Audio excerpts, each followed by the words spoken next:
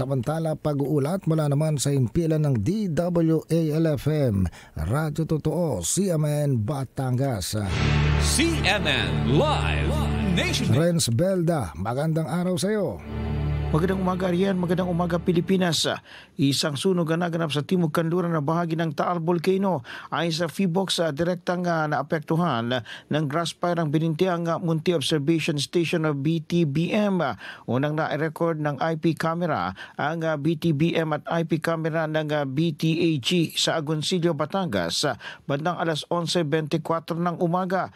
Patuloy naman ang ginawang pag-monitor ng Phibox sa nangyaring sunog at nakipag-ugnayan sa Disaster Risk Reduction and Management Council ng Batangas. Nananatili namang nasa alert level 1 ang Bulkang Taal. Mula sa DWLFM 95.9, ito si Renz Belda ng CMN Batangas nag-uulat live para sa CMN Pilipinas.